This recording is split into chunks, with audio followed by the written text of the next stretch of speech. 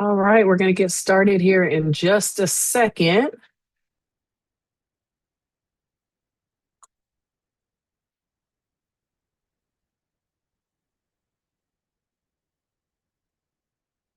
Here's interview.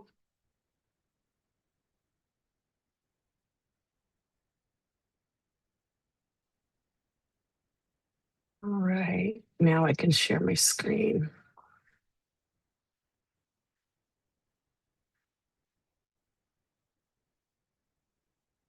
All right, looks like you guys can see my screen now. So I'm going to go ahead and get started. Welcome in if you're watching, whether you're watching on the Zoom or on the YouTube. Welcome in, welcome in. I am Katrina Robinson, and this is my masterclass on how you can 10x your rental income with co-living. So I'm going to go over today the opportunity and the growth of co-living, what exactly co-living even is, and what the profit potential is of getting into co-living or shared housing.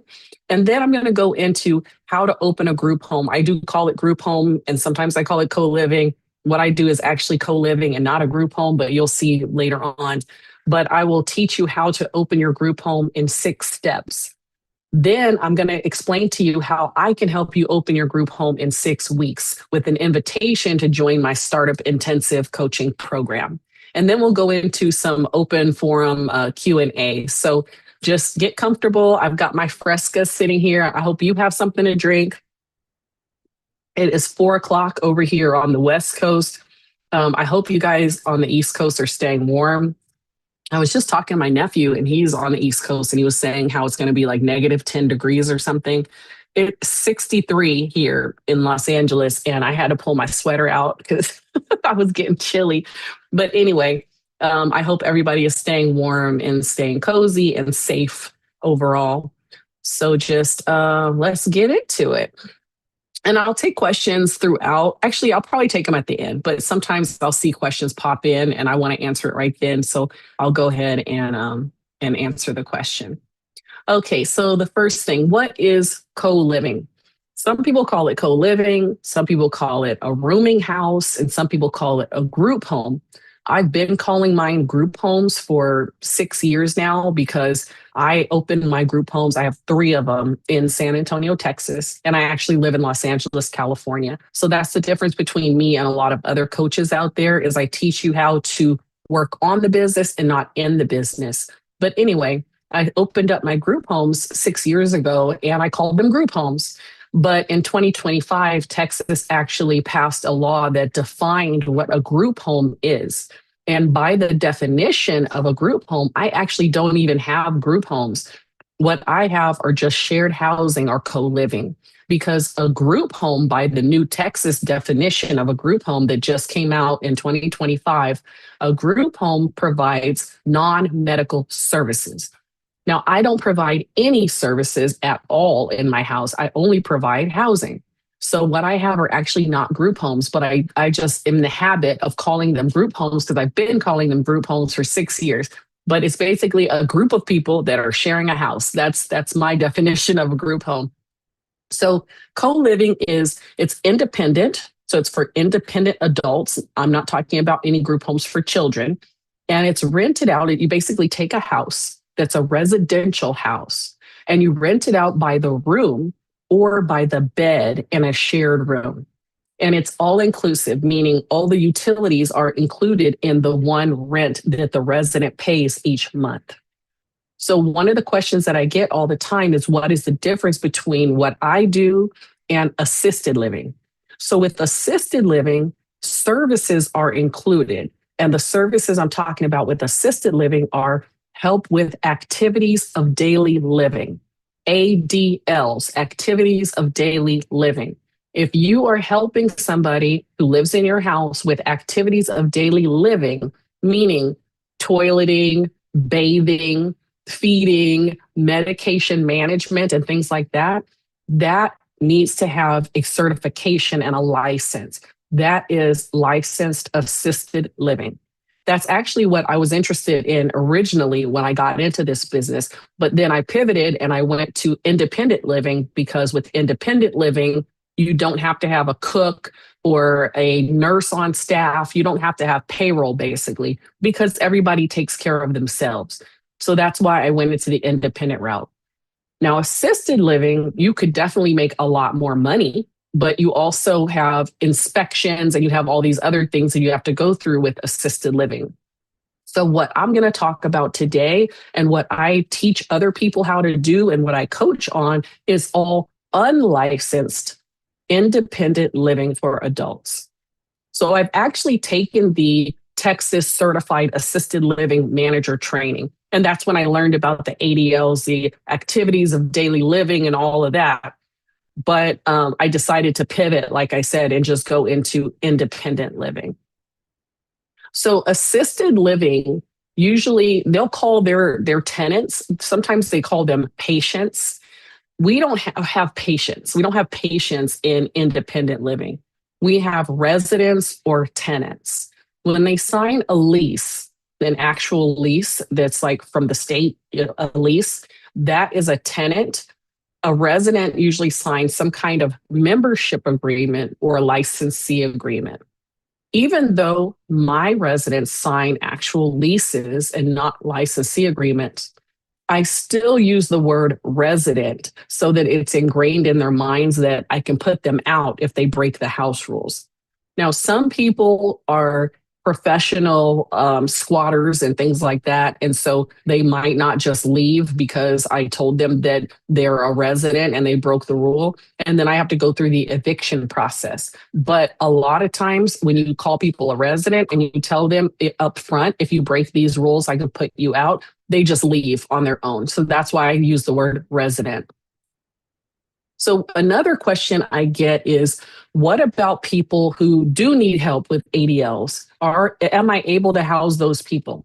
Yes, I actually still can house those people. It's just that they have to have their own help. So that help that they need with their activities of daily living, with their ADLs, that help does not come from my business. That help does not come from my company. That help is outsourced. So a third party provides that help. I don't set that up.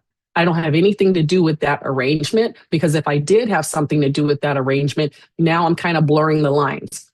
My company just provides housing to independent adults. If that independent adult is going to call somebody else in to help them to do their laundry or something like that, that's between them and whoever they contracted out with. But I just provide housing only. So that's why I'm able to be unlicensed. And that's what I teach other people.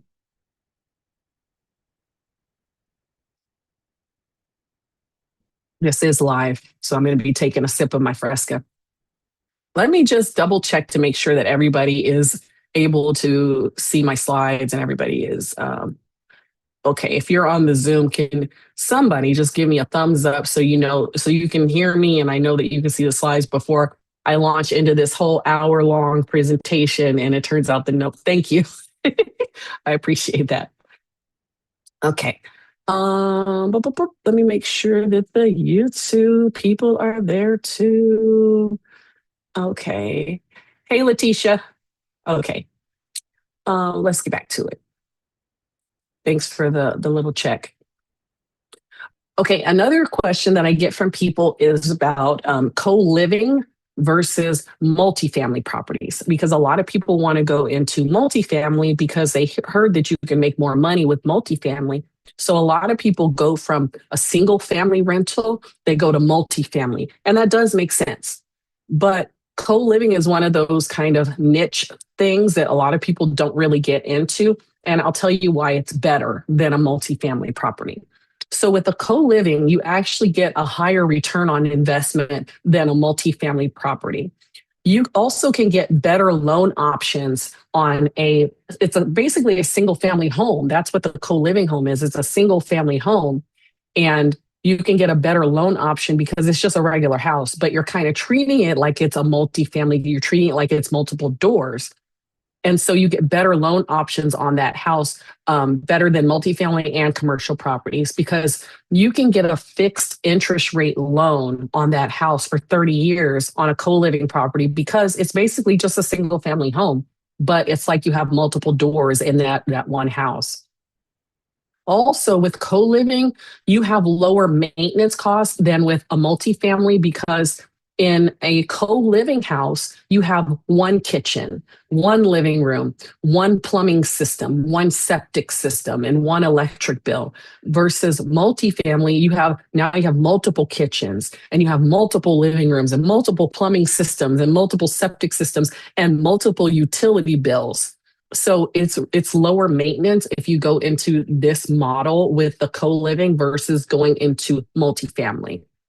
And then also there's lower competition in co-living versus multifamily because although there are several co-living homes, it's not enough to fix the affordable housing crisis. So the demand is there. The demand is high for co-living homes. And with a co living home, you earn 10 times the amount of money rather than a single family rental. And I'm going to show you that in some slides that are coming up.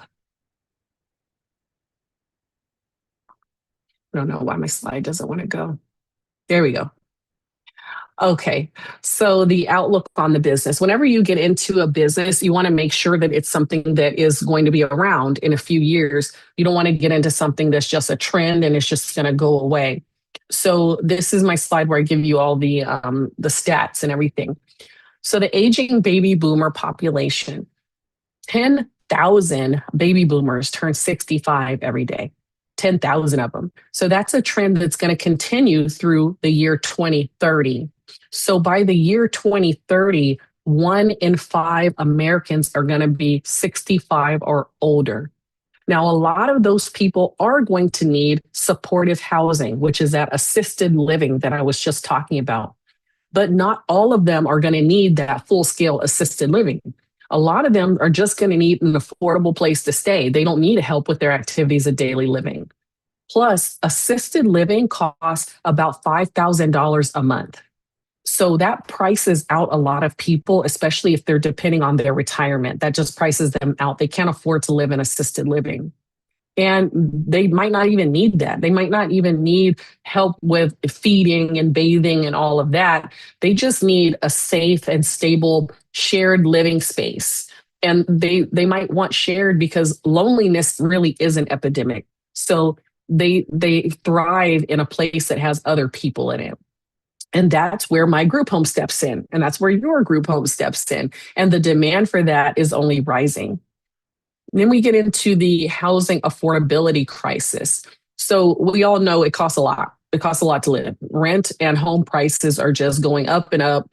And shared housing is the only affordable option for a lot of low income adults. Even working professionals can't afford to live nowadays. 55% of low income renters spend more than 30% of their income on housing. So shared housing isn't just about us making more money, it's also solving that housing problem. Cities really need this model. Decline in private room supply. Excuse me. So new construction really favors luxury or large single family homes, not affordable shared housing. So I actually went to a pad split presentation. This was late last year, and they had presented this stat. They said that the housing supply that we need already exists. The housing supply that we need to help the affordable housing crisis, that it already exists. They said that 7.3 million affordable homes could be created from only 1% of the current existing housing. They said that there are 137 million spare bedrooms in US homes. So as private housing costs rise, room rentals and co-living offer a scalable solution to this affordable housing crisis. And landlords who make that pivot can benefit really big. I deal with a lot of people who come to my coaching program who have single family homes and they're making about $200 a month profit on their single family home. And then when we run the numbers, I show them how they could be making $2,000 a month instead of $200 a month on that same single family home. And then lastly, social isolation and mental health. So adults with mental health challenges, disabilities, substance recovery needs, Oftentimes, those are the people that really thrive in a co-living, like shared environment, because that the group home or the co-living home gives them community and not just a roof over their head. So the power in this model is both in the profit and in the purpose. It meets this real need for society. And I'll give you another stat. 1 in 4 adults in the United States lives with a disability or a mental health condition. Now, the mental health conditions I'm talking about are not people who need help with activities of daily living. They don't need help with ADLs. These are people who can bathe themselves, they can feed themselves, they can do everything themselves, but they have some minor issues that prevent them from living a full life outside of a shared living home. So these are people who might get SSDI, they might get Social Security disability insurance. And so they're on a very fixed income. And that fixed income prevents them from getting their own place because they wouldn't be able to afford the place plus electric, water, internet, gas, and all of these things. And maybe they would have a hard time with keeping up with all of those bills too. So co-living is a good option for them because they can just pay for a bed in a shared room or a private room, and that room or that bed includes all of the utilities. So they don't have to worry about paying the rent and the electric and the internet and the water and the gas. They don't have to worry about that. They just pay the one bill each month. And the way I do my business, I can set it up for them where it's on auto pay too. So they don't even have to worry about that either. All right. So why should you even listen to me? Hello, I'm Katrina Robinson. I live in California, and all 3 of my co-living homes are in San Antonio, Texas. So I opened my group homes back in 2020. Well, I opened my first one back in 2020. And people around me thought I was crazy because I wanted to open this business in Texas while I'm living in California. And also and this is like later on in the presentation, but I had basically cashed out my retirement so that I could renovate this big house because I knew that I could fit about 15 beds in that house. So I cashed out my retirement and I renovated that house. I'm jumping all over the place now. I'm not even in the script. I renovated that house and I put 15 beds in there. Each bed I charged $560 a month. So if you do that math, that was 8,400 gross. And then when you take away my expenses, I was pocketing almost $6,000 a month on that house. Everybody around me was like, don't do that. Don't take out your retirement. That's crazy, blah, blah, blah. But I'm so glad that I did it. I stopped telling people and I'm so glad I did because that was my retirement right there. When I did that and I started this business, that was my retirement. And by then I was sold. So then I stacked up my money and I bought the second house. And the second house had a house in the front and a house in the back. And I put women in the back and I put men in the front. And that house had 12 beds. So start doing that math. So anyway, then I opened up a third house. So now that I have these 3 houses, people started asking me, how am I doing it? What processes do I have in place? And can I help them open their group homes? So now that's what I do. Now I help future group home operators start and run their own businesses. And I teach them in a way where they don't become overwhelmed by the process and they can focus on what matters. So I teach you from A to Z, opening your group home all the way to putting processes in place so that it can run on autopilot, because that's what I love about my business. It really is, it's not passive. It's not passive at all, but it's part-time. And that's what I wanted. I didn't want to create a job for myself. I wanted to create a part-time business that was going to maximize my income. And that's what I've done. So how did I get into this? 5 years ago, excuse me, I still have a cough. I was sick recently, but I'm better now. 5 years ago, I was looking for, 6 years ago now, I was looking for a side hustle that would bring me the most profit with the least amount of work. And I'm not afraid of hard work. I am a very hard worker. I was in the military for 6 years. I've been to Iraq. I've seen the world. I just wanted to live my best life in California. I wanted to go to the beach and hang out. And I also wanted to maximize my income. And I'm also very interested in real estate. I always have been. I started buying properties way back when I joined the military and had that 0% down VA loan. I started buying properties, but I would always buy the property, then sell it, then buy it, sell it. And then later on, sorry for my dogs. Later on, I decided I was going to keep my home and rent it out. So I rented it out, and I was making $200 a month on that house, and I was happy with my $200. But then I started looking into other ways that I could maximize my income with real estate, and I went to an assisted living in person training. And it cost about $4,000 to go to that training, but I learned a lot. And that's when I found out that I needed to become certified for my state. So then I went through the certification process for Texas. And then I was this close to buying an existing assisted living business when I lost my sister. My sister passed away, and I got custody of her two daughters.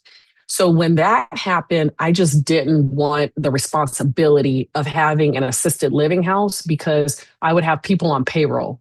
And I didn't want that. I just didn't want that stress because I was already becoming a new mom and I had never been a mom before, never wanted to be a mom before.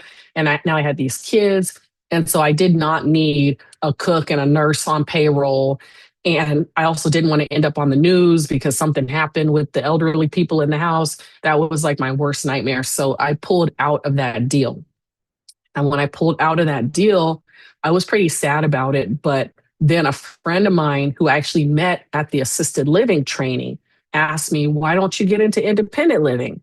And I had never heard of that before. And she was like, well, it's unlicensed. And when I heard unlicensed, I was like, oh no, I'm not doing anything unlicensed because I thought unlicensed meant illegal. But unlicensed just means that you're not providing any services that require a license. So once I got my mind wrapped around that part, I was like, okay, I'm going to do this. So I learned about how to do that. And excuse me, I bought a property that property I was talking about that was huge in Texas. And it could have been a complete tear down. It could have been a tear down because it was really bad. It was raining inside the house. The foundation was messed up. It was gross, but it was huge. It was a really big house.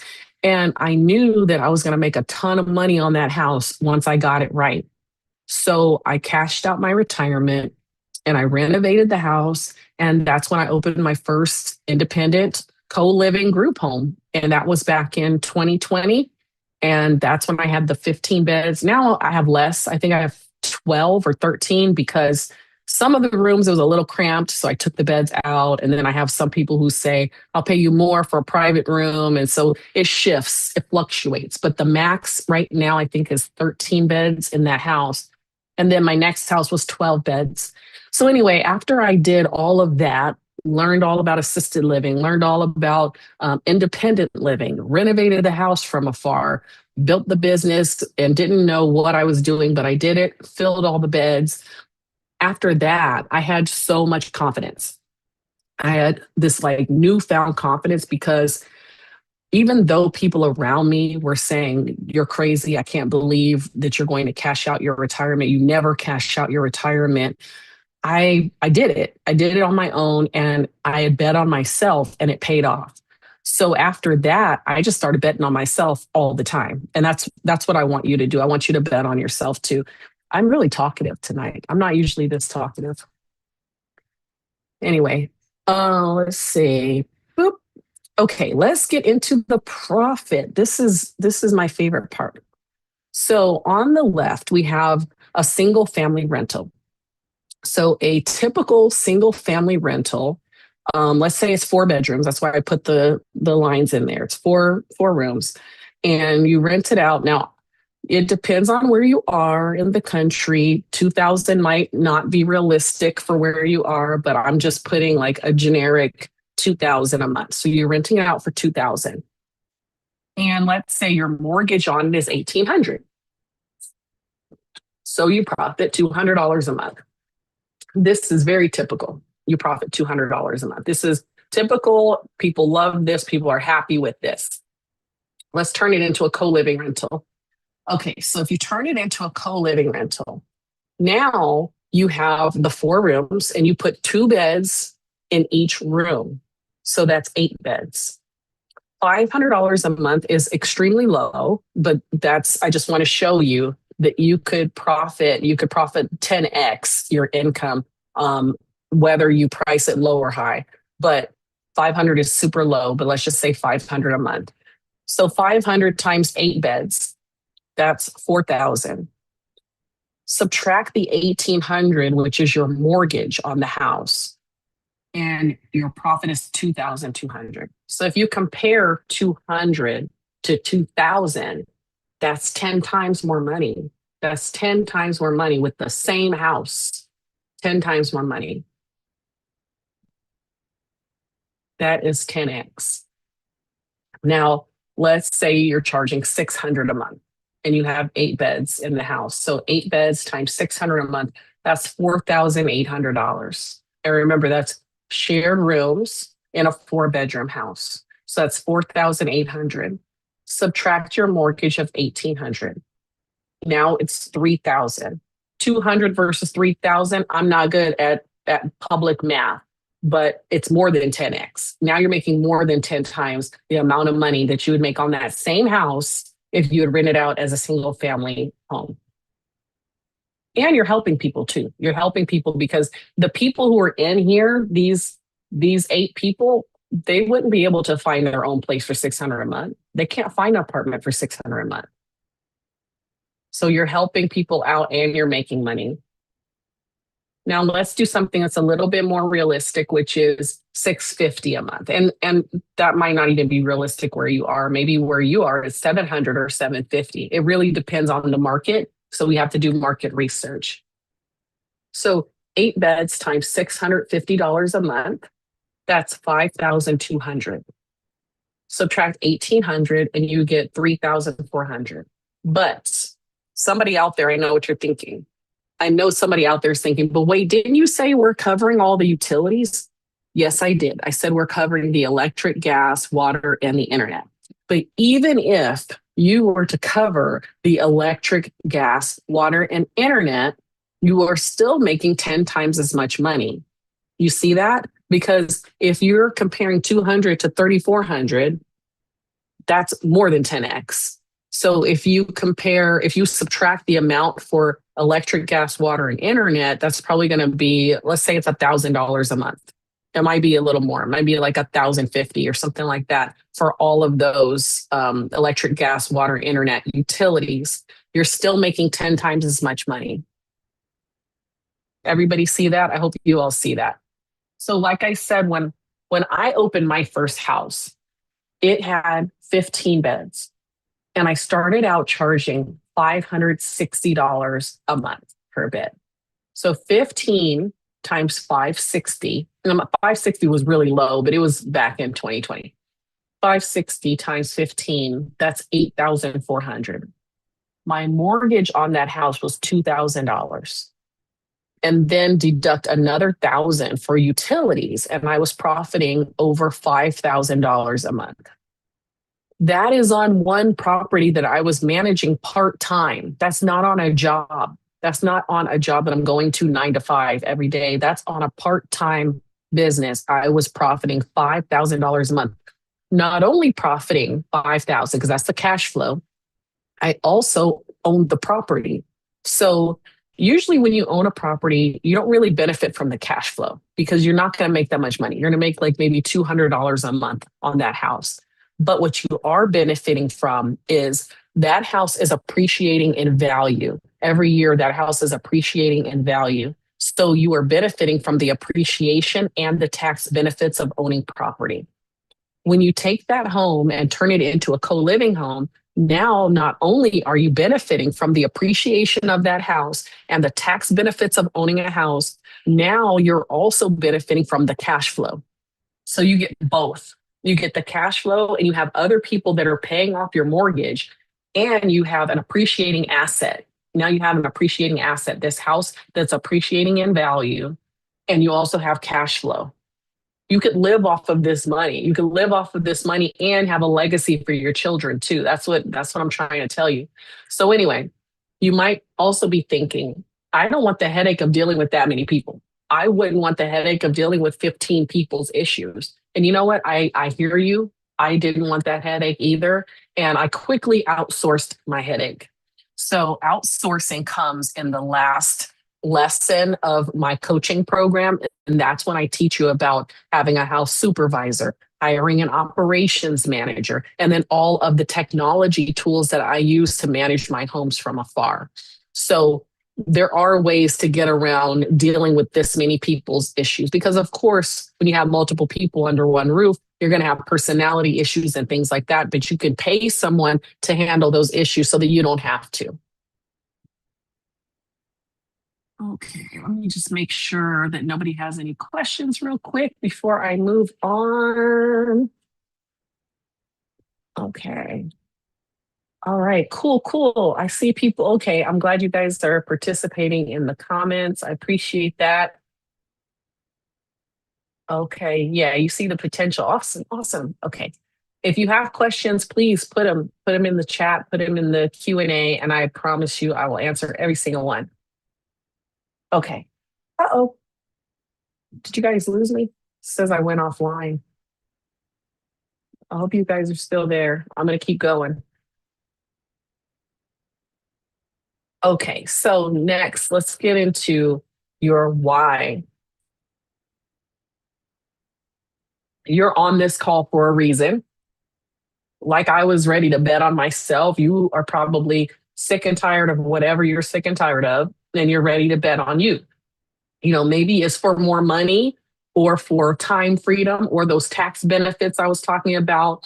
And also, let me throw in real quick, which is actually later, I think, in the slides, but you can do this business without buying. You can rent. You can rent a house. Most of my coaching clients rent a house and do this business. So you don't have to buy, but buying is good. There's pros and cons on both sides, but you can rent and do this business. So there are tax benefits even if you're renting because you can set up an LLC. You set up a business, an actual business for this, which I would advise you to do, set up an LLC. And there are a lot of tax benefits just for having a business. So there's tax benefits there too. And maybe you just want to help people. There's a lot of people who come to me for coaching and they truly just want to help people. They want to help people with affordable housing. So that's an awesome why. That's an awesome reason to get into this. And then you could build, of course, a legacy for your family. You would pass this down to them. Okay, so what is your why? I want you to just take a minute and think about what is your why. Maybe you already have a side hustle that is too hands-on for you. Maybe you want something that's more part-time, but would maximize the money though. Or maybe you have a rental property that's bringing in that little $200 a month. If you have a rental property that's bringing in $200 a month, I would love for you to get into co-living where you can make $2,000 a month. So what is your why? I want you to think about that. And then your life vision. Take a minute to think about the vision that you have for your life 1 year from now, 3 years from now, and 5 years from now. And how would an extra $2,000 a month bring that vision to life? How would it change your life? Because that's with one house. $2,000 a month is my goal for my coaching clients on one house. Now imagine opening that first house and then 90 days after filling your beds, you decide you want to open another one and another one. The way I teach it, you can scale this business. And that's what I did. I opened my first house. I stacked up my money. I opened the second house. I stacked up my money. I bought the third house. And you can definitely do that. Okay, so here is what you came for. This is my proven system to open and operate a profitable group home. And how do I know this works? Because I've used this exact model to open my 3 group homes. And I'm going to show you in just a minute my client Kenya in Baltimore. She signed the lease on her property during week 3 of my coaching program. And she had her open house during week 6 of my coaching program. And during week 6, when she had that open house, she filled 5 of her 9 beds during that week.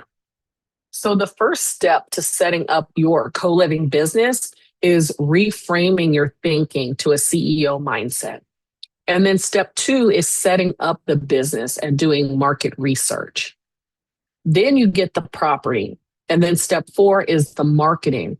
Because if you don't fill the beds, you don't have a business.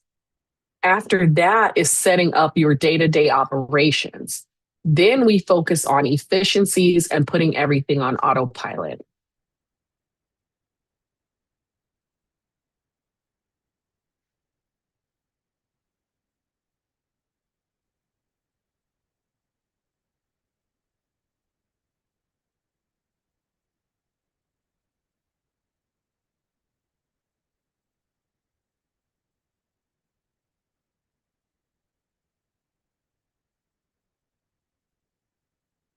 So that was my client, Kenya, and she does not own that house. That house is a rental.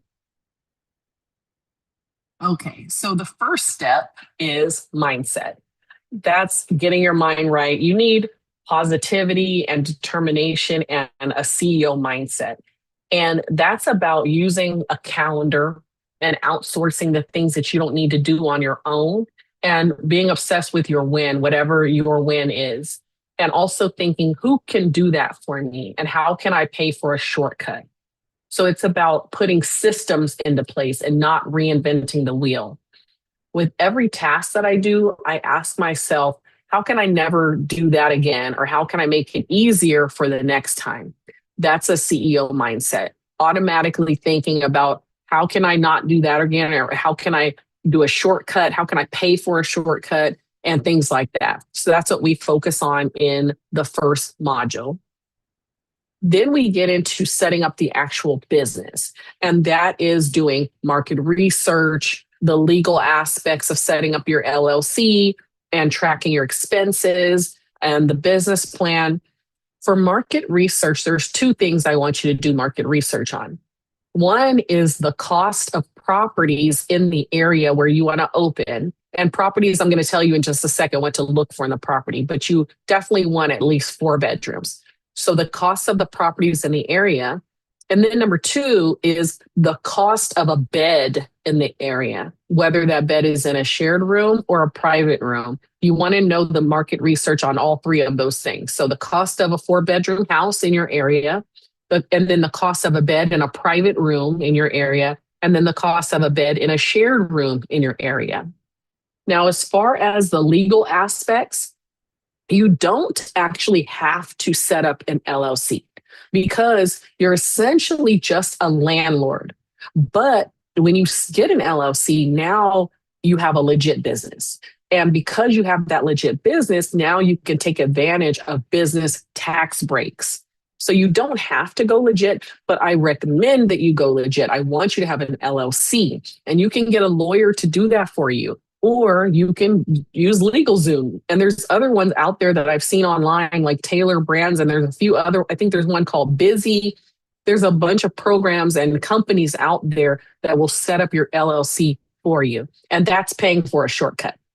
So the biggest tax breaks are for business owners, not for employees. So that's why I want you to have a legit business. But you can absolutely do this business without having an LLC because you're just a landlord. But I want you to have the LLC so you can take advantage of everything that there is out there to take advantage of. When you set up your business the right way, you can write off equipment like your laptop, your phone, your home office, even business travel. When I travel to check on my 3 homes in Texas, that entire trip is a tax deduction. So that's why I want you to set up your LLC.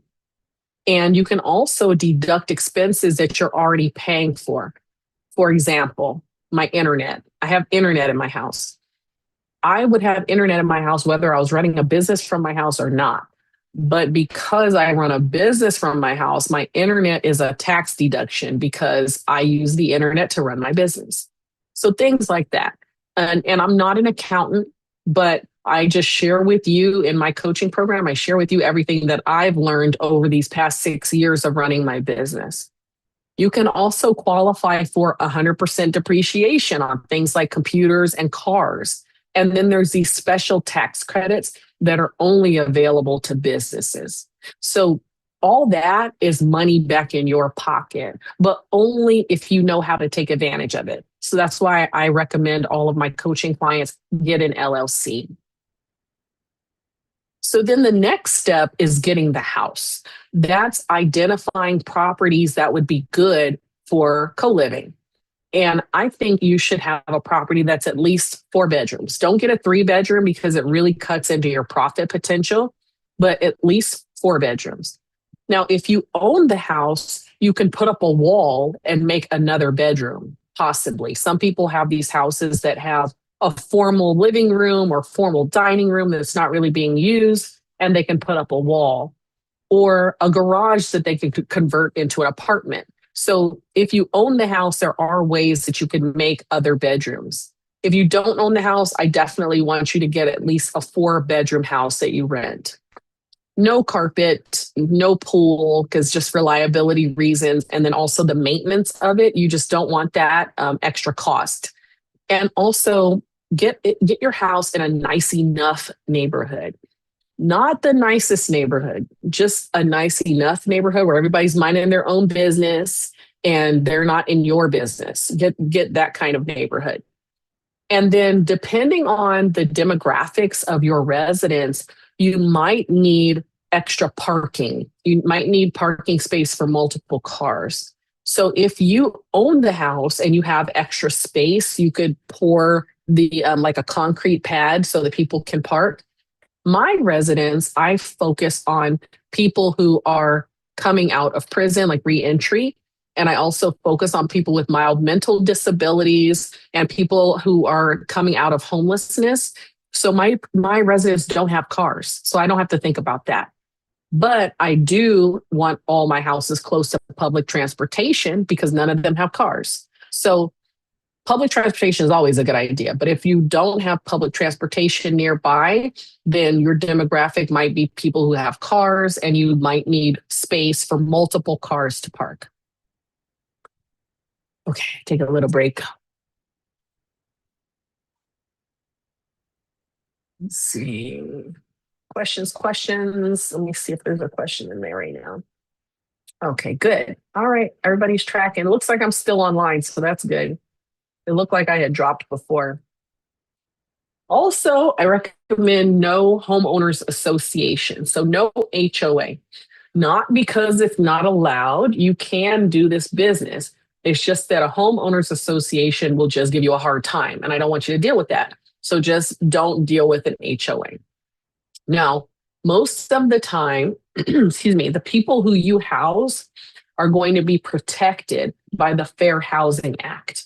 The Fair Housing Act is Title 8 of the Civil Rights Act. So if somebody gives you a hard time about having this type of business, and usually the hard time they give you is she has more than 3 unrelated people under one roof, or she has more than 5 unrelated people under one roof, and we don't like that. But most of the time, the people who you house and who I house, they are protected by the Fair Housing Act, which is federal. So you would win in court, but I just don't want you to deal with that. So that's why I say stay away from the homeowners association. And then also, like I said, you can do this business in a rental. You do not have to buy the property. And to do this in a rental, you would contact landlords. I have a script that I give you to contact landlords so that you can find someone who's willing to rent out their house to you and allow you to sublease the house to other people. And then I also teach you how to set up the house. So you don't have to furnish it all at once. I teach you about furnishing the common areas and then 1 bedroom. Then once you fill those 2 beds, then furnish the other bedroom. So there are ways to do this without furnishing the entire house. Now, there's several ways that you could pay for the house. I'm not an expert on financing. There are plenty of experts on financing on YouTube. I go on YouTube University all the time to learn about these things. But if you want to buy the house, there are ways that you can pay for the house. The first way is just a conventional bank loan. So if it's not your primary residence, you probably will need to put 20% down on the house. Because if it's your primary residence, you usually put 3% down on the house. Or if you're a veteran like me, 0% down on the house using the VA loan. But if it's not your primary residence and it's an investment property, you would have to put 20% down in most cases. You could also try local lenders. Like I said, the VA loan, that's 0% down. There's also this thing called the DSCR loan. That's the debt service coverage ratio loan. That basically measures the businesses or the property's cash flow relative to the debt. So relative to the mortgage. So if you can prove my house is going to bring in this much money, but the mortgage is only this much, then depending on your credit and all these other things, you might be able to get yourself a DSCR loan, a debt service coverage ratio loan. Excuse me. Okay. Raising capital. So you can use OPM. You can use other people's money, that's OPM, to buy the house. Or there's also creative financing. So there's seller financing and there's subject to loans. I am not an expert on either one of those, but you could do seller financed or subject to loans. Then the other thing you could do is a partnership. So you bring the knowledge to the table and then somebody else brings the money to the table. So that's a good partnership. That's how you can get your house. All right, next step is marketing. Now, marketing is the most important step because, like I said, if you don't fill the beds, then you don't have a business. So how do you find these residents? You connect with caseworkers, social workers, placement agents, and directly with the people who need housing. You could do, some people ask me about background checks. You can do background checks if you want to. When I first started, I didn't do background checks because I took pretty much everybody. I didn't take registered sex offenders, but you'd be surprised when I ask that question. They'll tell me, yes, I am a registered sex offender. So I just didn't take them. So I didn't do them, but now I do. I don't do them, but I have an operations manager who has property management background, and he does run background checks. We just don't hold it against anybody because my houses are like second chance houses. I do take people who have felony convictions, and I take people who are re-entry and things like that. I also teach you in my program about how to have a $50 open house event, how to do 1 year of emails in 1 day. And I teach you about all the different marketing materials that you would need to market your house. And I also give you 101 ways to fill your beds.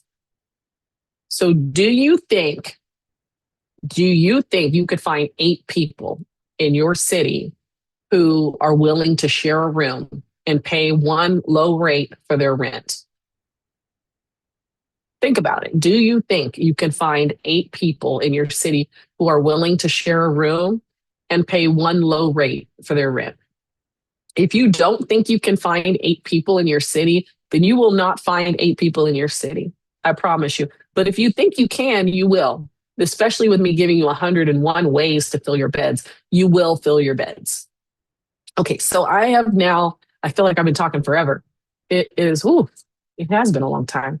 I've covered 4 of the 6 steps, and I'm explaining at a very surface level, but I know that there's somebody here in this masterclass who wants to dive deeper and is interested in my coaching program. So before we move to the last 2 steps, I am going to go over really quickly what my coaching program is, if that's okay with you. So I need one person to give me a yes, and I'll go into that, and then we will wrap this up very quickly.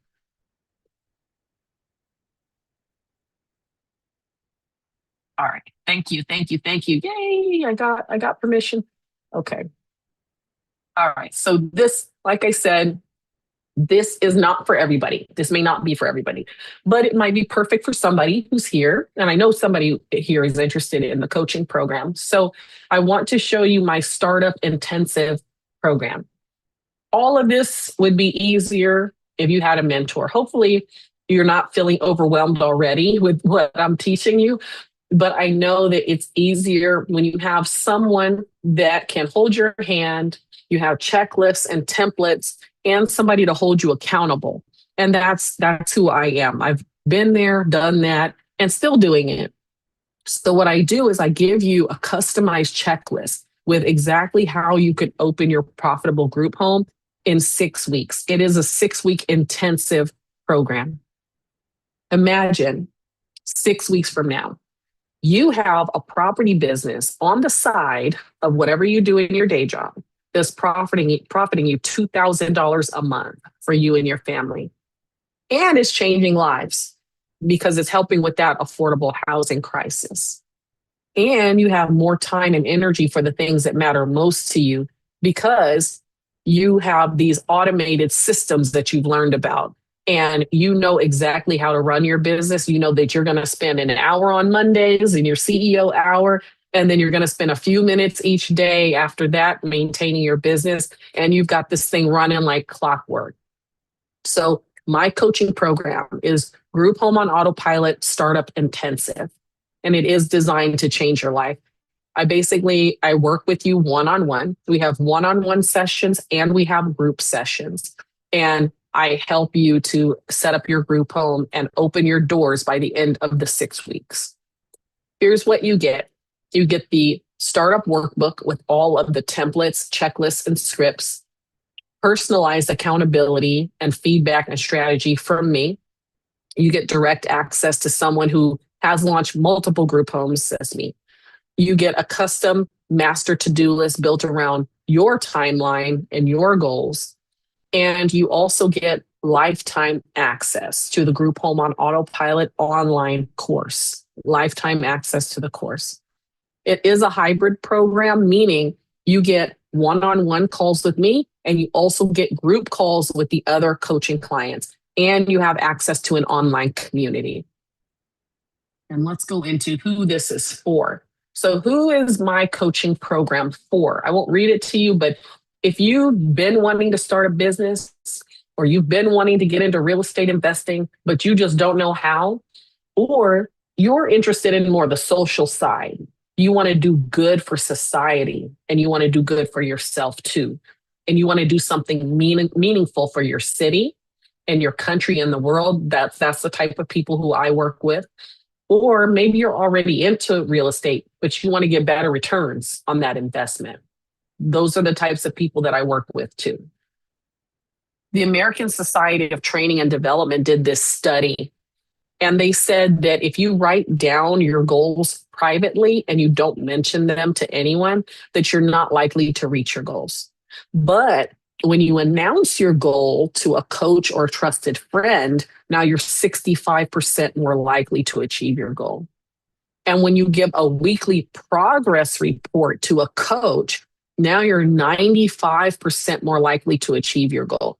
So it's really crucial for you to build a support system. And that's why I love my program, because I do hold you accountable and I give you that checklist of the things exactly what you need to do each week so you can open your group home by the end of the 6 weeks. All right, some false beliefs and some myths. So people think they need to own the house to have a group home. You can rent the house. I showed you my client Kenya's open house earlier. She rented that house. And not every doctor who operates out of a building owns the building that they're operating out of. Most of them don't. You just need to find a willing landlord. In my network, I don't have a business, but there's a business that I know of that specializes in finding properties and willing landlords just for group homes. So that's another way to pay for a shortcut. When you sign up with my program, if you decide you don't want to be the one emailing landlords and trying to find a willing landlord, you can pay this company and they will find the landlord for you. Another thing I hear all the time is that homeless people don't have money. A lot of homeless people do have money. They just don't have enough money to live on their own. A lot of the people who I house get SSI and SSDI, but they're in a homeless shelter because it's not enough money to have their own place. And they just wish that they would find a place like mine. And then when they find me, they're so happy because they can pay a low rate each month and it includes all the other bills. And they still have money for a bus pass and money for food. So homeless people do have money. A lot of them do. And then another false belief is that running a group home is a full time job. It's not a full time job the way I teach it because I focus on efficiencies and working on the business, not in the business. I teach you how to pay for shortcuts and how to batch work and set things up so they just run like clockwork. And then the biggest one I hear is I won't be able to fill the beds. I teach you how to fill the beds. I give you 101 ways to fill your beds. And remember my client, Kenya, she filled 5 of her 9 beds in week 1. Okay, client success stories. I won't read you these, but you can just take a look at them.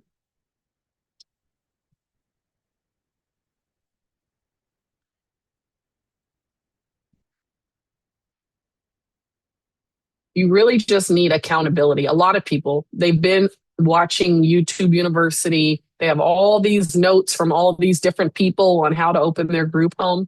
A lot of times you just need one, and it might not be me. It might be somebody else that you resonate with, but you need somebody that you're going to listen to, this one person that you're going to listen to, and also somebody to hold you accountable. You need to find your accountability partner. A lot of people have been watching trainings and taking notes, but not taking action. So you have to find your accountability partner so that you have someone who's going to ask you, did you do what you said you were going to do? Because your group home is not going to open itself, but momentum loves company, which is why it's so nice to be in a group and in the company of other people who are doing the same thing. So like I said, I have my online community. We have my online community. I have the group calls and I have the one-on-one calls. So if you are interested in this and doing this program, I want you to book a call with me. Now on the Zoom side, I put the link in the chat. So I'm going to go ahead and put the link in the YouTube side. Let me grab it.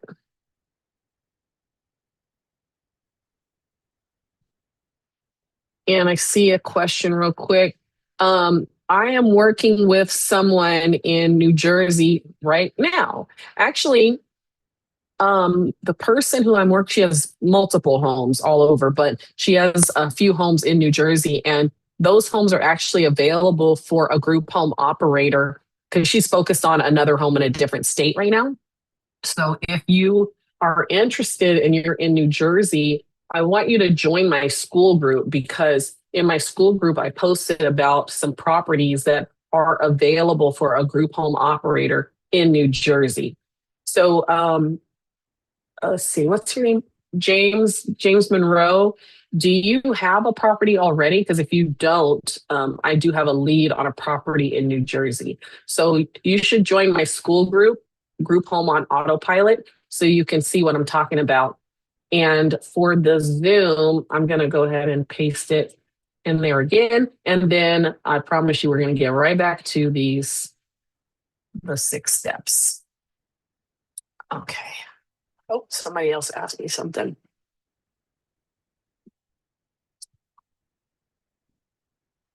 Oh, active duty. Thank you for your service.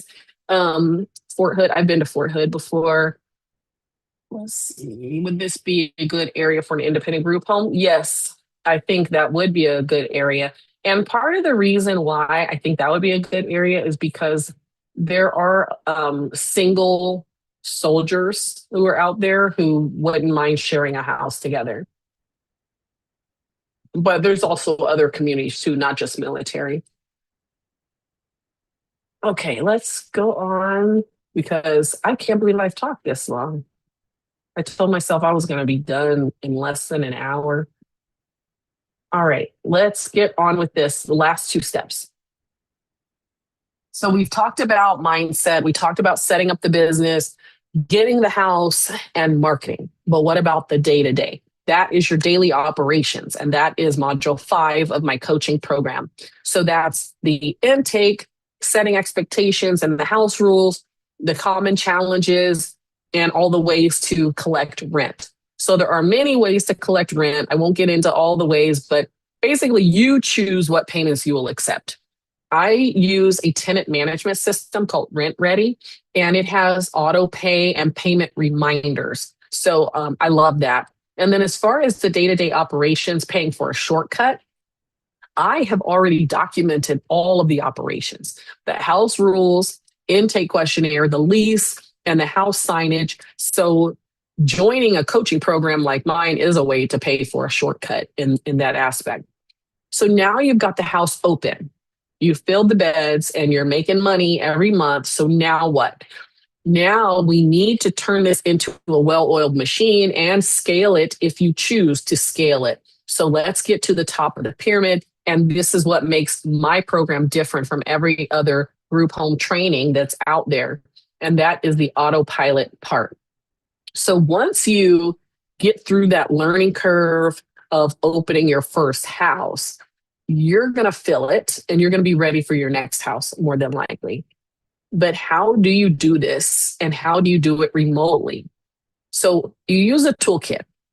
My toolkit is all of the resources and tools that make life easier for someone who operates a group home. So in my program, I give you a full list of the tools that I use and how I use them to make this the best, my favorite side hustle ever. I'm so glad I stumbled upon this. I also give you all of my weekly and monthly actions that I take to run my group home. And we go into hiring the operations manager. You basically hire another you. You want to hire somebody who can manage a lot of the day-to-day operations on your behalf. Of course, you're going to compensate them for that, but we figure out how you're going to compensate them and still make money. And I teach you what to look for in an operations manager and how to find this person and how to train this person and of course, how to pay them. And I also teach you in my program how to handle accounting in a very systemized way. So now I have covered all the steps from A to Z to open your own profitable group home. And I hope that you've gotten something out of this masterclass. And here's that link again to book a call if you're interested in my coaching program. If this training resonated with you in any way, go ahead and book a call. It is free for now. I've had some no-shows recently, so I was like, do I need to charge $5 so people show up for their appointment? But anyway, it's free. I don't think I'm going to start charging. So just book an appointment with me and I will figure out what I can do to help you. I have a lot of different coaching options, which is why I stopped presenting them in the masterclass, but I have different packages. So depending on your situation, I will let you know what I think is best for you. Okay, before we get to the Q&A, I'll tell you this story about taking action. So I watch a lot of YouTube University and I watch a lot of gurus online and people tell these stories, these little anecdotes and stuff. And one person was talking about this story about W. Clement Stone. He was best friends with Napoleon Hill. Napoleon Hill wrote Think and Grow Rich. If you're into books and you're a nerd like me, you probably have read Think and Grow Rich. So W. Clement Stone was this self-made billionaire with a B, and he got famous for saying one phrase over and over. And that's how he got to his billions. He would say, do it now. He would say, do it now 100 times a day. He lived in a high-rise apartment and he would say it 100 times in the elevator by the time he hit the first floor. He understood that the enemy of wealth is delay. Successful people make decisions quickly. There's this one guru, her name is Eileen Wilder, and she says this, and I love this. That's why I wrote it down.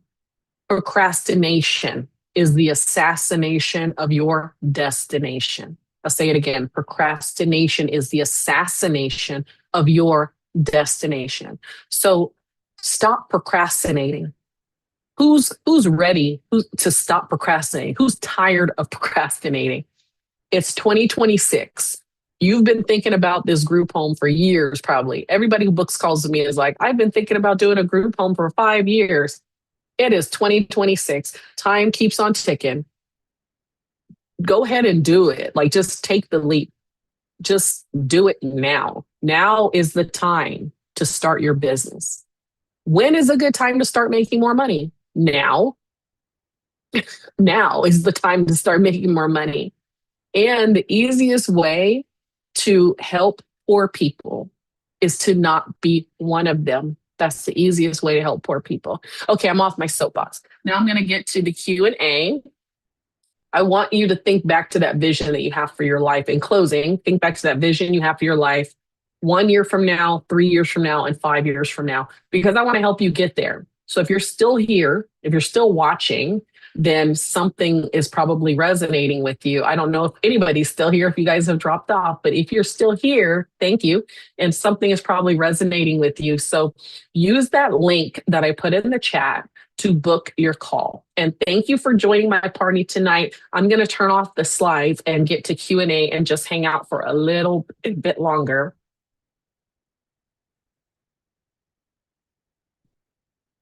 Okay. Did I stop sharing? I believe I stopped sharing.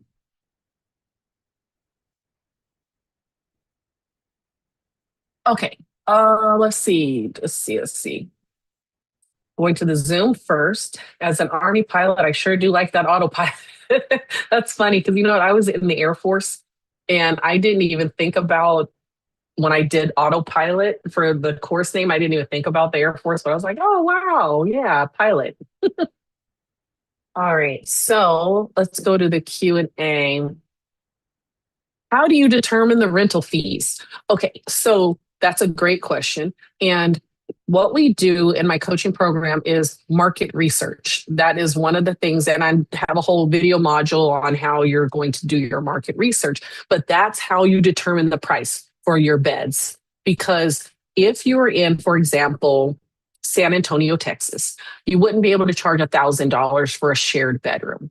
You could charge 700 for a shared bedroom, or if you're on a low end like I am, I do affordable housing, so mine are like 650. I do have some that are 700, but my first house is like the cheapest house, and that one is 650 for a bed in a shared room. So it really depends on your area and how much other people are charging in that area. But you also want to use a profit calculator, which I show with my coaching clients, and make sure that you're going to be making money though. So you don't want to charge something that's so low you're not going to make money. Do I have someone who cleans the homes? No, they all have chores. All of my people have chores and they all have to do the chores. Now, every once in a while, I do get someone to come in and professionally clean because, especially in one of my houses, the level of cleanliness is not to my standard. So I do have someone come in and clean that, do like a deep clean a couple times a year. But no, they all have chores to do. I don't pay a cleaner. Now, if it was Airbnb, then that's different. You have to pay a cleaner. But I don't have Airbnb. Okay, let's see. That one's done. This one's done. Let me go over to the YouTube now. Okay. Have you worked with someone who opened? Oh, yeah, I already answered that one.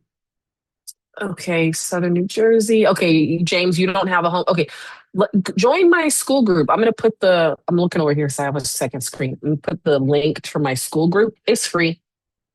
It's free for now. You should join my school group because you can send me a message in there. You can always message me in school. And I will tell you about somebody said just joined. Will the video stay up for replay? You know, sometimes I take them down. Sometimes I don't. I'll leave it up, but you know, I do weird things like I'm taking a sip of my Fresca, and so sometimes I look at it and I'm like, I'm taking that down. because it's just weird. Oops, I want to do that. Okay. Do you get the toolkit in both the course and the program? Yes. Yes, you do. Let's see. I'll leave the video up for replay. I'm a group home manager currently for a company called Bancroft. I always have wanted to start my own group home. Do it. Start your own group home. There's so many people who come to me who either work at a group home or they work in a home health company and they work hard. They work a lot of hours and they do all this stuff. And once they meet with me and they look at the profit calculator with me and they see how much money they could be making if they open their own, they're blown away. Open your own. Oh, I meant to put the school link in here too. There we go. Thank you. If you do leave it up, I'll leave it up. But yeah, you know, it's weird. Talking to a screen is just weird. I just started doing this YouTube thing and it's strange and it's weird to see you online live, especially when you have these awkward pauses and I had to take a cough drop and stuff like that. How much do I typically charge for private room versus shared room? For a private room, I have a private room that's 1100, but I also have a private room that's 850. So it depends on the house, and yeah, it depends. You got to do your market research, and then shared 650 or 700. Okay, I will set up an appointment with you. I started out in 2004 and I purchased a. Whoa. Oh, okay. You started selling them. Okay. Can you? Oh, everybody can see it. Okay. In the Zoom, you guys can see it. I used to have it set up in a weird way where only I could see the comments, but you guys can see it. Um, I'm tired of nursing. I know this is very profitable. I have a guest home on the property and it brings 1850 monthly. That's great. Lori, you're going to set up an appointment. Okay. I was my home. Two people now. I'm not planning to sell any more homes. So I plan to purchase this year. Yes. I love that. I've bought so many homes and I've sold them and I wish I had them all. And sometimes I torture myself and I go on to Redfin and just see how much the house is worth. Mm, should not have sold those homes. I've sold so many homes. Okay, there's a new message.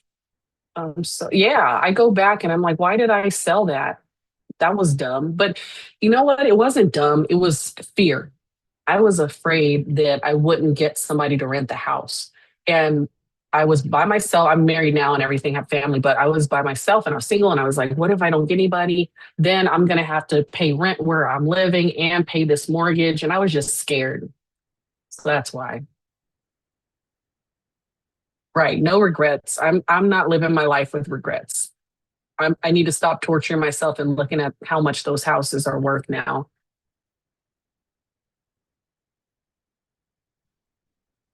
Okay. It looks like the questions have didn't know what I know now. Yep.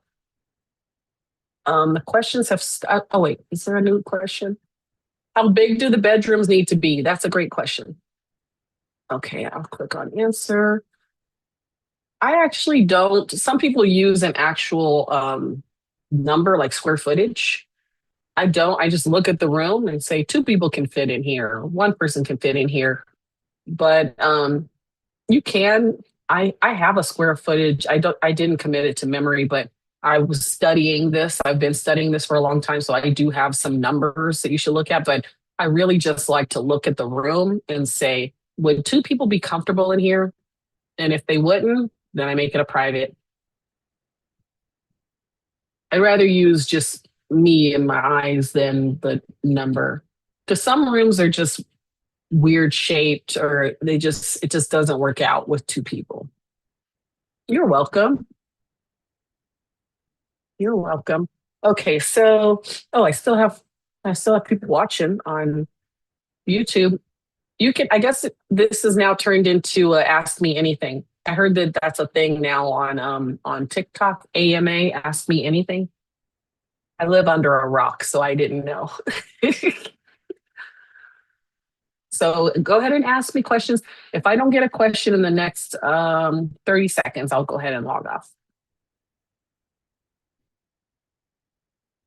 Oh, I have memberships pending for the school group. Okay, there you are, James. If you're still watching, I see you join the school group, so that's good.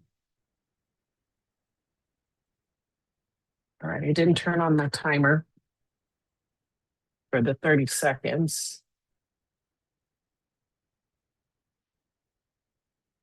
Um, okay, going once, going twice. It's 5:15 here. I hope you guys on the East Coast are staying warm. Seriously, that's crazy. I saw the storm on the news. That is wild. Do they usually share the same bathroom? Okay. No. So my house, the first one that I opened that has the 15 beds, that house is a 5 bed, 5 bath. So I have maximum 4 people per bathroom. But if you have a house that's a 4 bed, 2 bath, usually one of the bathrooms is in the master. I recommend you make that room a double room, so a shared room. So those 2 people would share that bathroom, but then the rest of the people in the house would share the other bathroom. So the more bathrooms, the better. You don't want to have a whole lot of people sharing one bathroom, but you can. There's no law against it. I just don't like to have too many people sharing one bathroom. Destiny, you asked about the course and the program. So I didn't mention it, but I have the full program, which I kind of described, the full coaching program, but then I also have just the online course. And the online course does not include one-on-one coaching or the group calls. The group calls and the one-on-one coaching is for people who are in the full coaching program. But if you sign up for just the online course without the one-on-one, you do still get access to all of the video modules and all of the resources. And by resources, I mean the templates, scripts, documents, and checklists. You get all of that. And it's lifetime access. How do you take rents paid to you? I use a tenant management system called Rent Ready. If you actually, I need to do a video on Rent Ready because I've had a lot of questions on that. I'm going to put it in the chat. It's Rent Ready. And I actually have a link, a special link for Rent Ready. If you want to sign up under my link, I do have a special link for Rent Ready. I just don't have it accessible right this moment. I need to pull it up. If you're interested, let me know and I will email it to you because Ronise, you are on my email list. So I could email it to you if that's something you're interested in. Just let me know. Anybody else? Okay. Could I still implement the steps from the course within 6 weeks? I know the program is an intensive. Yes, you absolutely can. I was not going to go into costs on this call, Sarah. I want you to book a call with me. The reason is because I have several options now. I used to just have the one coaching program and also, did you say yes, please? Oh, that was Ronnie's. Okay. um, book the call with me. Book the call with me and we'll go over the different options that I have. So let me put it in the chat again.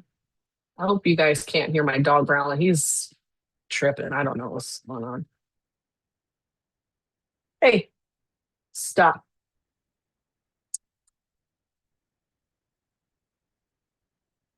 Okay, I'll put it back in this. Okay, it looks like I have more questions. Okay, does the house have to be by a dedicated bus route? I prefer it for the people who I house because the people I house don't have cars. So I do prefer that my house is close to public transportation, whether that's bus or train, depending on the city that you're in. But it doesn't have to be. There are some group homes that are not in areas with public transportation. How does parking work? So If you have multiple people with cars and you're targeting a demographic like working professionals, you need to have ample parking. You need to make sure. So if you own the house, you need to have a house that has space out front where you could pour another parking pad. You need to have enough parking. My demographic, my people don't have cars. So I don't have to deal with that. But if you're going to target working professionals, which you can, there's so many demographics that you could target in this. You could target working professionals. There's one guy I know of who talks about how he has a house that's living single and it's all professional women. So you could have a Golden Girls house. It could all be older women. There's so many different ways you could do this. But if you have professional people who have cars, you need to have ample parking. And I don't have that problem. I answered that.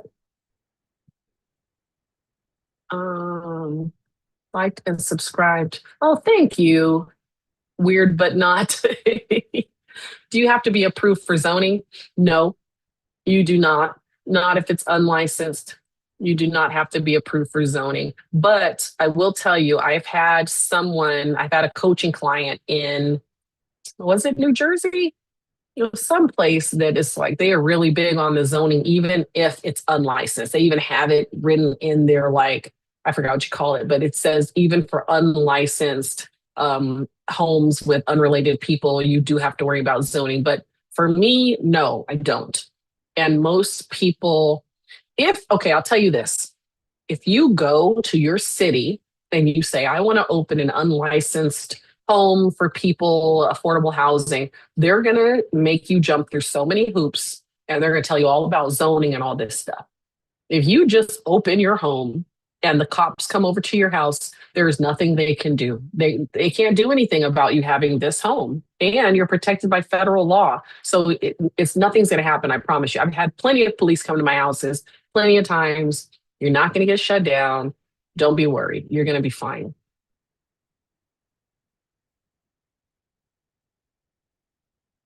Okay. I think that's it. I don't see any other questions coming in. I know there's a delay on the yeah, somebody said they told me yesterday that you need to be in a proper zone. I was starting to get flustered. They are going to tell you that you need zoning. They are absolutely going to tell you that. And they're probably going to tell you that they need you to sign some paperwork so that you can get inspected every 90 days and things like that.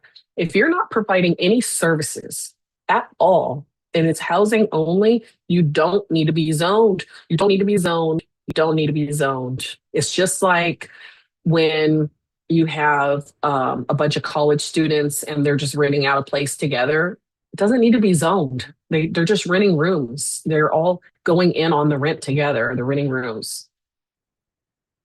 Okay. Do you think it'd be better to do this business in Atlanta or Alabama? Is that Alabama is a big retirement city, but Atlanta has more people. I'm from Montgomery and live in Atlanta. The houses are cheaper in Alabama, probably. But I don't know. You have to do market research. You really do. You really have to do market. I don't know that one enough. Um, I would vote for Alabama, but I don't know. So don't take my word for it because I really don't know unless I do the market research. But I would say Alabama. That would be what I would do. When will you host another Zoom? My cousin missed this one. I'm sorry, Lori. I don't know. I actually didn't even plan on doing this one, but somebody asked. And the reason I didn't plan on it is because on my YouTube channel, I have a playlist called Lives, and it's all this exact same presentation. So I was like, I don't need to present it anymore. But then somebody was like, hey, I really need you to go live. I want you to do a live. So that's why I scheduled this one. But I have not scheduled out my lives for the rest of the quarter. So I'll take a look at my calendar and see when I can go live again, and I will let you know. Lori, are you on my email list? Tell me if you're on my email list.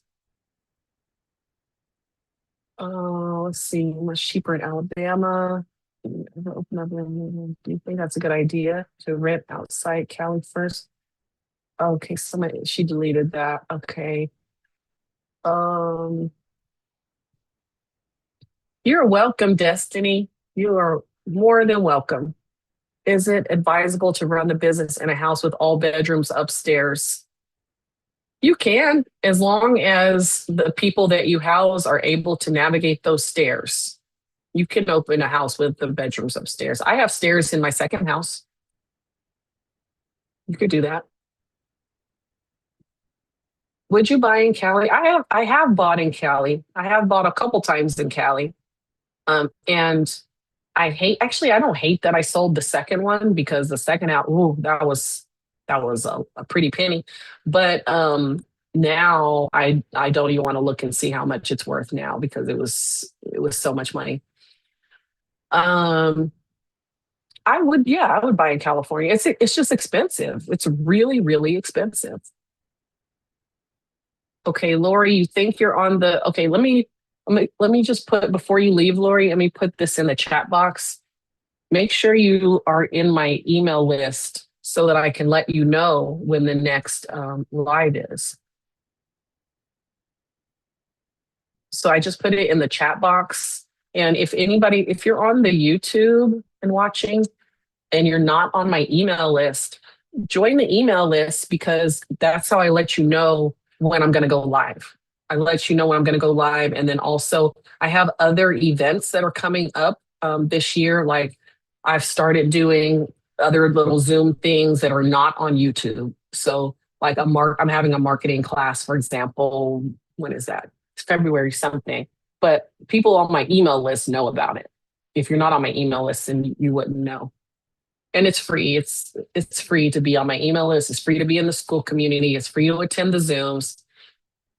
How can I send this video or Zoom to her? Lori, I'm going after this is over with. It's going to be on YouTube. It's going to be on my YouTube channel in the live section. How do I explain? Hopefully, you understand what I'm talking about. Otherwise, go. Lori, are you in the YouTube? Are you on the YouTube? Are you a subscriber? I don't know if I go into YouTube over here and send her the link if this is going to work or not.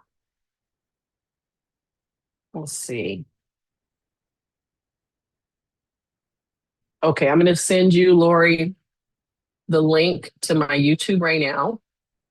And after I'm done being live, it will be there. You just have to click on live. When you go to my channel, click on live, and you'll see the recording there. Um, Ronise, as far as do I think it's better outside of California to do the group home? I did it outside of California because California is a tenant friendly state in general, and Texas is a landlord friendly state in general. So that's why I did it outside of California. And California is just so expensive. But I did do an interview on my channel with a couple that has Uncle Dave's housing in California. And that couple makes $1.5 million a year in co-living. So it can be done. And actually, I had a meeting with a man earlier today, and he and his fiance have a co-living home in California, and they're doing just fine with their co-living home, and their beds are full. So it can be done.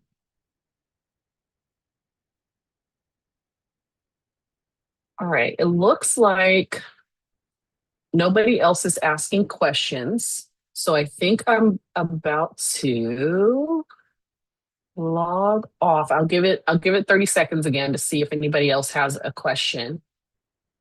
And then I will end this, go get something to eat.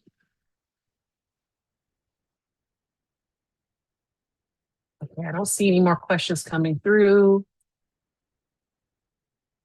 Okay, I see a question now.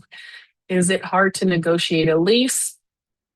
Oh, one more LOL. Is it hard to negotiate a lease for co-living in another state if you don't live there? Do we have to let the owner know that we don't live there in that state? You do not have to let the owner know that you don't live there. I don't think. I don't think that's required. But No, you can, everything's online now. You don't have to be in the same room to negotiate a lease. It's all email. I've leased houses and never met the person that I'm leasing the house from before. It's all just like a docu-sign and stuff like that. So no, you don't have to. And I'm not talking about being deceptive or anything. I'm just saying like they don't need to know everything. All they need to know is that you want to sublease the house to other people. You need permission from them, express permission that you can sublease the house to other people. But they don't need to be all in your business and they don't need to know where you are. I don't think it's hard. Ramis, you can also get a company to negotiate that lease for you. I know of a company that will find willing landlords for people for a cost, and they will negotiate the lease for you. Okay, two more. You guys are funny. Can I ask about how feasible and easy it is to do this in New York? I know somebody who has multiple co-living homes in New York, and they're doing great. I've never done it in New York, and I've never coached anybody who has done it in New York, but I know of people that do it in New York. How do we market ourselves? Is it good to go into hospitals and shelters? Yes, absolutely. Go into the hospitals, go into the shelters. Last one, then you can go eat. Yeah, so I'm not in, so like I said, I live in Los Angeles. My houses are in Texas. So I'm not there all the time to go into the hospitals and the shelters and stuff like that. But when I schedule my week that I'm on site, I do. I do go to those places and I give them my brochure. Let's see. Thank you so much. Oh, you're welcome. You're welcome, sis. Have you considered? Yes, I have considered pad split. That I have considered pad split. I have looked at, I've gone to a pad split presentation.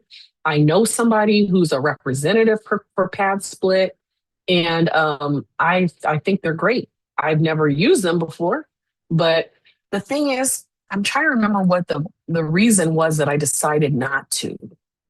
Oh, I think it was because to fill a vacancy in my house, everybody in that house needed to be a pad split member. And I already have my systems in place and I already have my operations manager and stuff like that. And so I just couldn't see turning my house into a pad split house and giving a percentage to pad split when I already had an operations manager. So yeah, it didn't really align, but nothing against pad split. I think it's great. And I love their website. I love that you can go on pad split and kind of see, you can do market research on pad split. You can see like how many other pad split houses are in your area and how much they're charging. And they show it by weekly though. They show weekly charges, but you can see like how much should I be charging for my beds based on what pad split houses are charging. So pad split is awesome. I love their website. I love the map that they have and how you can see where houses are and how much they're charging. But I'm not using them for my business right now. Okay, you are welcome. You are welcome. It looks like there's no more questions coming in. So final thought, I want you guys, if you're not on my email list, go ahead and join the email list. I'm going to copy the link again and put it in the chat. Oops, that didn't work. Okay, thought I was going to copy and put in chat. Let me do it like this. If you're not on my email list, join the email list because I have events coming up that I'm going to invite you to, and you won't know unless you're on the email list. So go ahead and do that. And then if you want to book a call with me, I will give you that link as well. And we can talk about the different options that I have for the coaching program. All right. I appreciate all of you. Have a great night. Stay safe. Stay warm. I'm so thankful that I am here in Los Angeles. It's cold to me. It's 58. It says it's 58 right now, but I know that you guys are like in really cold weather. So stay warm, light a fire. I'm going to go get some food, have some dinner.